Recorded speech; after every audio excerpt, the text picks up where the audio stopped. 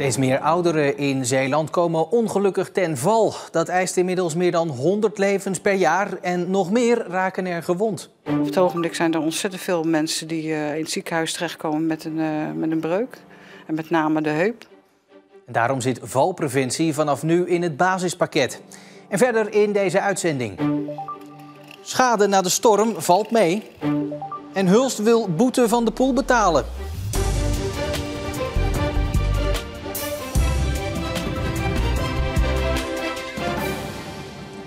Goedenavond. 113 overlijdens in Zeeland waren het afgelopen jaar het gevolg van een ongelukkige val. En dan hebben we het nog niet eens over alle ouderen die met botbreuken in het ziekenhuis belanden. Dat moet anders, vinden de verzekeraars. En dus is vanaf dit jaar valpreventie opgenomen in het basispakket. En als de armen naar voren gaan, gaat de andere voet naar voren. Bij WVO Zorg in Vlissingen werden de valpreventielessen al aangeboden. Meerdere keren per jaar doen groepen ouderen mee om vallen te voorkomen. Ik vond het heel interessant om dat eens een keer te proberen. Je wordt allemaal ouder en je loopt toch meer risico. Dat je echt leert om op je balans te letten. En dat is ook echt verbeterd. Blijkt nu na de test. Nou, ik denk voordat ik nou echt val en smakken maak, moet ik een beetje in balans zien te komen en te blijven. Dus ik ga dit doen. En wat heeft u ervan geleerd? Heel veel. Ik probeer op één been te staan, maar dat is nog steeds moeilijk. Ja, je bovenbenen versterken. Heel veel tips van Anneke gekregen. 1 op de 3 ouderen boven de 65 valt wel eens. En bij de helft daarvan leidt dit tot lichamelijk letsel of erger. Zo zijn er in Zeeland de laatste 5 jaar gemiddeld 99 mensen per jaar overleden na een val. En valpreventielessen moeten dat voorkomen.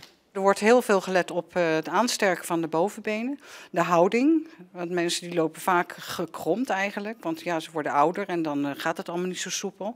Maar hoe rechterop je loopt, hoe beter je ook kan bewegen en minder snel valt. Want je knieën gaan automatisch wat hoger. En dan is de kans op vallen over een stoepje of ergens anders over veel minder snel. En de toevoeging in het basispakket had geen moment later mogen komen. Eindelijk wordt het gedaan, want het is, we zitten daar eigenlijk al heel lang mee, zijn we daarmee bezig. Want ik heb jaren geleden de cursus gedaan en toen zat het er nog niet in. Toen gingen ze dat proberen om in het basispakket te krijgen en nu is het er eindelijk. Dus ik hoop dat het inderdaad wel zijn vrucht afwerpt. In de studio is verslaggever Eva van der Welen. Ja, Eva, waarom hebben verzekeraars er eigenlijk voor gekozen om die cursus dan nu wel op te nemen in het basispakket? Ja, nou, het kost de verzekeraar natuurlijk altijd geld, dit ook. Maar ja, als je in het ziekenhuis terechtkomt door een val en daarna moet revalideren, ja, wordt het alleen maar duurder en kost het nog meer geld. Ja, kan iedereen zomaar in aanmerking komen voor die vergoeding en dus voor zo'n training? Nee. Het is echt gericht op ouderen, want ja, die lopen meer risico. Maar bijvoorbeeld ook mensen die last hebben van hun evenwicht. Dan word je van tevoren wel gescreend. Dus er wordt echt wel gekeken of jij in aanmerking komt voor deze lessen. En dus voor die vergoeding in het basispakket. Kan je die dan in heel Zeeland volgen? Nog niet overal. Het is wel al op veel plekken, zoals in Tholen, Vlissingen en Terneuzen. Die lessen waren vorig jaar ook al. Nou, dit jaar worden die ook weer gegeven. Het verschilt een beetje hoe vaak. Soms 2 keer per jaar, soms 4 keer per jaar. En dan een aantal lessen. Dus ja, ook dit jaar wordt het weer opgepakt. Eva, dankjewel. De sluizen in Terneuzen staan open om water uit België af te voeren. Dat is vanwege de hoge waterstand die bij Gent wordt verwacht. De Oostsluis en de Nieuwe Sluis staan open. De Westsluis is nog gewoon te gebruiken door het scheepvaartverkeer. Bij de Duinencross in het Belgische Kokzijde worden morgen maatregelen genomen om incidenten zoals zaterdag in Hulst te voorkomen. Daar spuugde de winnaar Mathieu van der Poel naar een toeschouwer na onder meer aanhoudend boegeroep. Maar volgens de gemeente Hulst is het voorkomen van dat soort incidenten lastig. Voorkomen kan je dat nooit als het gaat om die aantallen. We gaan nu evalueren en we kijken hoe we volgend jaar bij de volgende editie passende maatregelen kunnen treffen. Van der Poel is gestraft voor zijn actie, maar Hageman, die hem persoonlijk goed kent, neemt het op voor de wielrenner. Ik ben ook graag bereid om die boete die hij ervoor heeft gehad, om die persoonlijk te betalen. Het gaat om een bedrag van €280. Hageman benadrukt verder trouwens dat het overgrote deel van die ruim 22.000 toeschouwers zich voorbeeldig heeft gedragen. En dan Henk raasde afgelopen nacht over Zeeland. Met een windkracht van 9 was het officieel een storm, waar vandaag de sporen nog van te zien waren. Boom, boom, boom. Die zat gewoon los, die vloog heen en weer. Meneer Meijer werd gisteravond opgeschrikt door een luid kabaal. De gevelplaat schuin boven zijn raam was losgekomen en klepperde tegen het huis. De hele avond. Het was verschrikkelijk.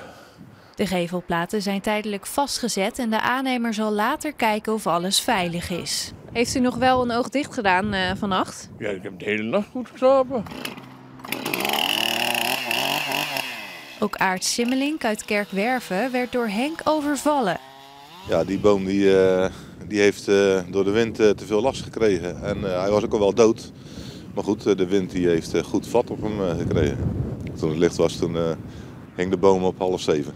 Bij een school in Zierikzee stortte een berging in en viel een hek om. Ondanks de losgekomen gevelplaten en omgewaaide bomen lijkt het erop dat Henk zich heeft ingehouden. Verzekeraar ZLM meldt dat er geen grote schademeldingen zijn gedaan.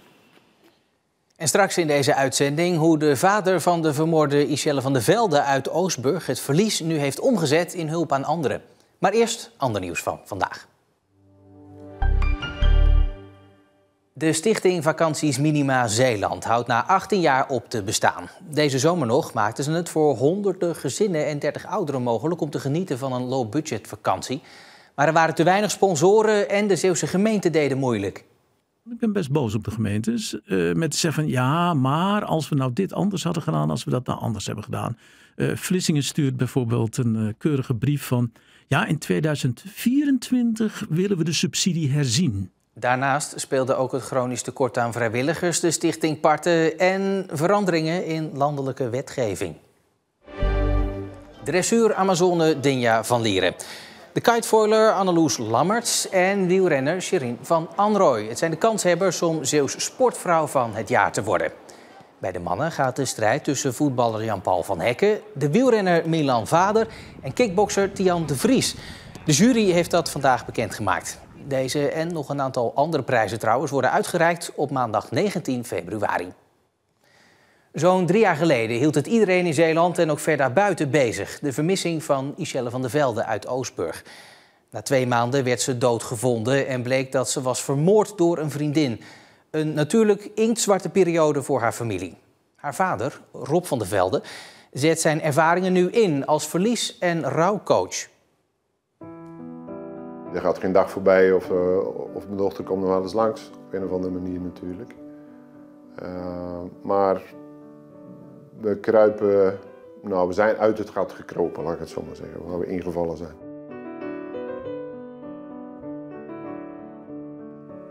Dit is natuurlijk een beetje een vervelende tijd.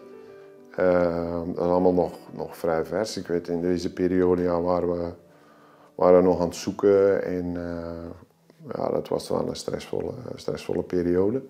Dat zijn dingen die toch wel, waar je niet meer zoveel aan wil denken. Maar goed, ook met hetgene wat ik nu aan het doen ben in mijn praktijk, ja, dat ben ik gewoon door haar wel gestuurd. Zij is toch wel degene die op mijn pad heeft gezet. En dat vind ik dan weer wel een stuk positiviteit. Het verlies van Ishelle haalde erop de kracht om hulp te bieden aan anderen. Dat rouwproces wat zich ineens aandiende bij mij, dat kende ik niet. Toen kwam ik erachter dat daar ontzettend veel boeken over geschreven zijn. En dan ben ik dan wat gaan onderzoeken. En eens gaan kijken van ja, dan ga ik ook hier eens luisteren, daar eens luisteren. Bij lotgenotengroepen, mensen die daar professioneel ook dagelijks mee bezig zijn. Van, wat hebben die erover te vertellen?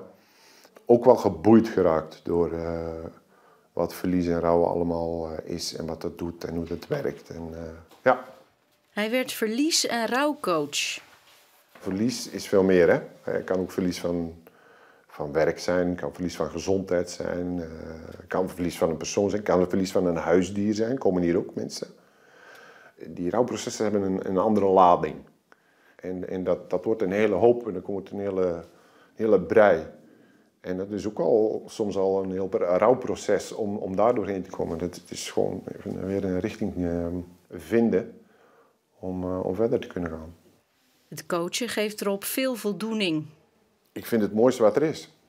Als je mensen inzicht kunt geven en mensen even op een andere manier naar zaken te kunnen laten kijken. En dan probeer ik uit te leggen ja, hoe dat daar werkt. En de wereld draait gewoon door, hoor. Ik hoor wel van mensen zeggen, goh, bijzonder dat je dat doet. En ik ja, voor mij is het logisch. Maar blijkbaar is het voor sommige mensen is het wel iets bijzonders. En dan hoop ik dat ik daar ook mensen inspireer. Ja, dat zou ik wel fijn vinden. Dan is het ook allemaal niet voor niks geweest, snap je?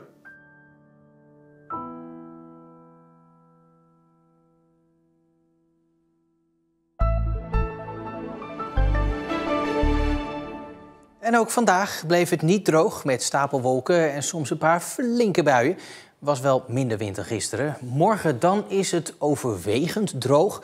In de loop van de avond komt er dan vanuit het zuiden wel weer regen aan. De temperaturen die blijven rond een graad of 8.